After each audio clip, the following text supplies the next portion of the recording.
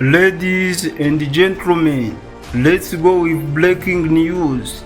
Nimba uri umukunzi wa sinema nyarwanda, ukaba uri umukunzi wa filime nyarwanda, ukaba wari warabuze filime nziza yaguha ibyishimo, filime yakwigisha amasomo y'ubuzima, filime ishingiye ku buzima bwa nyabwo tunyuramo buri munsi, aya ni amakuru meza, twuzaniye amakuru mashya, twuzaniye amakuru ashimishije.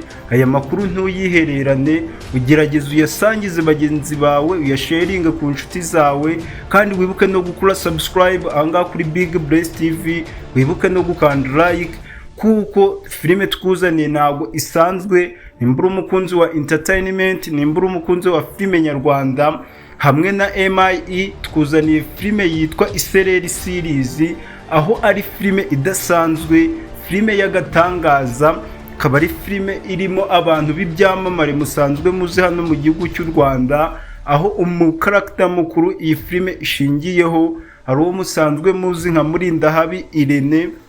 Uyu muramuzi, asanzwe ari umunyamakuru kuri MIE Empire. Uyu nguyu muramuzi rero, Murindahabi Irene, muri iyi filime akaba agiye gukinamo yitwa Shema. Nanone undi mukarakita ukurikiyeho musanzwe mumuzi ubusanzwe umwuga we no gukina filime mu Rwanda, akaba yitwa Inkindi Aisha mwagiye mumumenya muri filime zitandukanye, akaba agiye gukina muri iyi filime yitwa Isereri series yitwa Teta. Iyi filime Isereri series ni filime idasanzwe, ni filime izanye impinduka muri sinema nyarwanda, ni filime ije gutanga ibyishimo, ni filime ije gutanga amasomo y'uburyo twakemura ibibazo duhura nabyo mu buzima bwacu bwa buri munsi. Iyi ni filime nanone irimo undi mugabo mwamenye nka Rugema muri filime Inzira y'Umusaraba. Murabizi ko uyu mugabo yabaye icyamamare cyane. Iyi ni filime nanone muzabonamo umugabo bita Tonalite, ngira ngo abenshi mu banyarwanda musanzwe mumuzi. Iyi ni filime irimo abakinnyi barenga 50 muzagenda mubona muri episode zitandukanye. Nimba warakunze filime z'uruhererekane, filime z'amaseries zagiye ziba hano mu gihugu cy'u Rwanda, iyi Isereri series ni filime ya rurangiza, ni filime y'agahebuzo. Iyi ni filime tukurarikira kuba wakurikira, kuko ni filime abantu bafite amatsiko yo kuba babona uburyo Aisha na Irene bazakina bakundana. Busanzwe Aisha abantu bakunda gukurikira amafilime akina, agaragara nk'umukinnyi ufite amahane, ariko muri iyi filime Isereri series azaba akina yitonze, ari umwana mwiza. Rero ibyo byose murumva ko ari ibintu abantu bafitiye amatsiko yo kuba babibona. Kandi muri iyi filime Isereri series muzabonamo umugabo bita Chris, muzabonamo umugabo bita Lewis. Abo bose ni abagabo bafite impano zidasanzwe mu gukina filime. Iyi ni filime ije guhindura byinshi. Rero wowe icyo usabwa nta kindi ni ugusharinga aya makuru kuri bagenzi bawe bakunda sinema nyarwanda, bakunda filime nyarwanda, bakunda entertainment. Ubundi nawe ukibuka gukora subscribe hano kuri Big Bless TV, tugakomeza kugenda twenjoyinga na filime Isereri series, aho ari filime izajya isohoka 3 mu cyumweru. Iyi filime izajya isohoka ku munsi wo kuwa mbere, yongere gusohoka ku munsi wo kuwa gatatu, yongere gusohoka ku munsi wo kuwa gatanu. Murumva ko iyi filime uburyo ipanze mu buryo bwiza. Ni filime ije kubaha ibyishimo, ni filime ije guhindura byinshi mu ruganda rwa entertainment, aho ari filime irimo abantu batandukanye.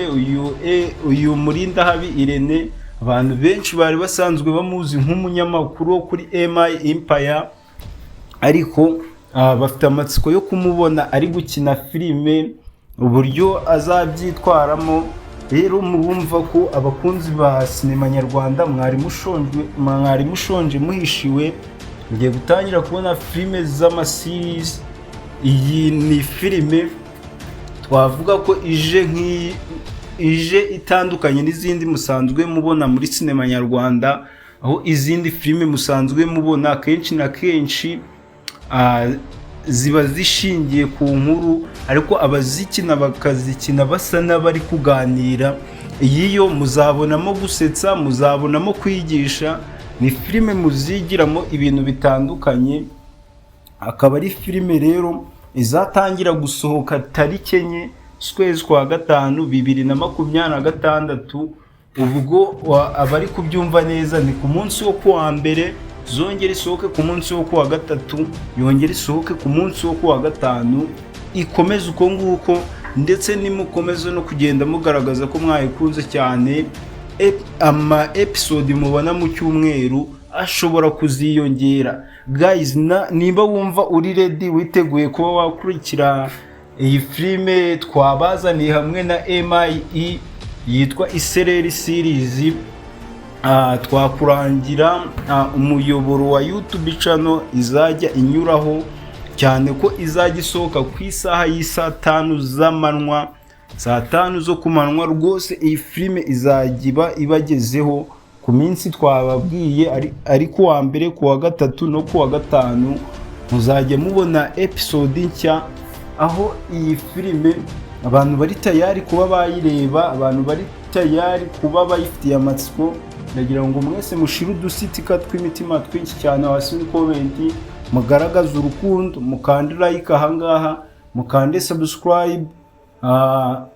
Iyi filime izajya inyura kuri YouTube channel yitwa MI Chopper. Murabizi ko iyi filime, iyi channel uwo bita muri Ndahabi Irene yari asanzwe ayinyuzaho n'ubundi bintu bijyanye na entertainment, aho ari content yakoraga yitwa Funny Code. Bari basanzwe babikurikira, murabizi.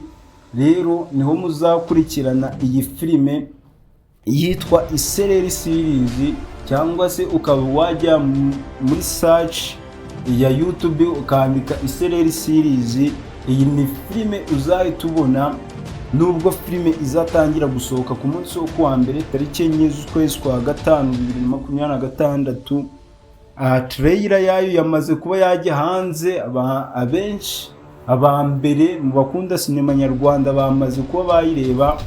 Nawe wahagera kuri YouTube channel twakubwiye, ukaba wajya kureba iyi trailer kugira ngo ubone neza ko iyi filime ije guhindura byinshi. Iyi ari filime itandukanye n'izindi, iyi ari filime rurangiza, aho ari no mpamvu twatangiye tubabwira ati ni amakuru meza ku bakunzi ba sinema nyarwanda, abakunzi ba filime nyarwanda, abantu mukunda filime z'amaseri, filime z'uruhererekane.